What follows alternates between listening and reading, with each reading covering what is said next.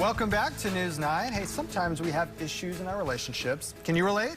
Yes. Some of the biggest conflicts are usually something related to finances. Money is no small problem, but there are steps to get through it. It's one of the top reasons to fight, I think, in a lot of relationships. Today, we are joined by financial educator Steve Siebold. He's the author of How Money Works. Steve, welcome.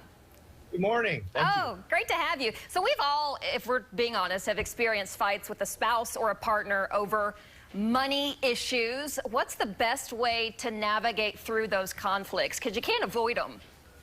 No, never, right? None of us ever fight with our significant other about money. Of course not.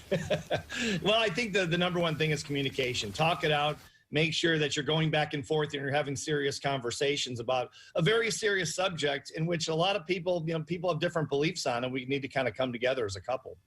Okay, so what if we have different beliefs, different philosophies, completely different backgrounds? Is it worth fighting over? How far do you push it? Well, I would pick your battles in terms of if it's something small. Let's say someone drinks too much wine one night. Not that this could ever happen, but they order too many things on Amazon and boxes start showing up at the door. It's like you know me. Yeah, right. Exactly. The shutdown's been crazy for all of us. But I would say that, pick your battles. If it's something small, let it go. If it's something large, it's going to negatively impact your financial future, then you might want to have that conversation. Looking ahead, is there a way that finances and money can actually bring us closer together? How would you suggest we go about that? Absolutely. I mean, the acquiring of wealth, the acquisition of assets and net worth, is something that you do as a couple. You want to do it together. It's not an easy thing to do, and I think it can bring you closer together if it's something that you work on together and you see yourself as a team as opposed to two individual players. Yeah, that kind of goes into my next question, the me versus you concept and the downfalls to that. Kind of explain what you're talking about. Yeah, you don't want to make it, here's my money and here's your money. Even if you have separate accounts, which is fine, it's really our money as a couple. And I think that working together, making sure it's not something, let's say you make a bad investment or someone buys something they shouldn't have bought.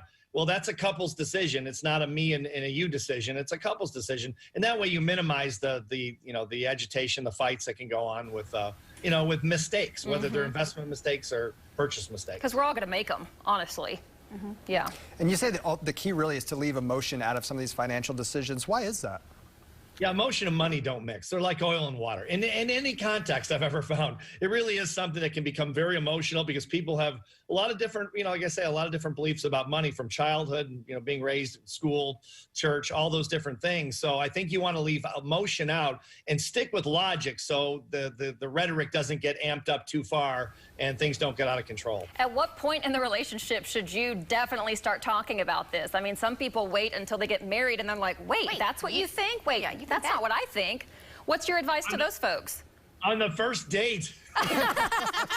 You pay. No, I'll pay. No, we'll pay.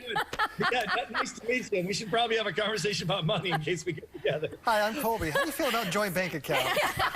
I need some routing numbers, some information on your assets. Yeah, exactly. Yeah, I like long talks with my 401k advisor. I need your advisor immediately. Exactly. Right now. Hey, Steve Siebold, great conversation. I'd love to have you on again in the future. Thanks for talking with us. Thanks so much. Have a great day. You bet. On the first date. Yeah. No surprises. No surprises. Because it is shocking. Everyone's raised different, has a different upbringing on how to think about it. Oh, for sure. Absolutely. On purchases, on savings. All sorts of things. So that's a great conversation. It's one that you can't steer away from either. One thing we can all agree on, you're going to love this. Okay. No. 70s. Yes. Is what we want. 70s and is we what got we want. it on the way, right? Hey, that's right. That's what you call a transition. About, he's been stewing on that one. Yeah, I have it written in somewhere here. I got it. Here we go. Oh, Colby, you're always good at just bringing it home. That's why we love you. Keeping it real, like. All right, 50s and 60s were the temperatures yesterday. Highs did not make it to the 70s.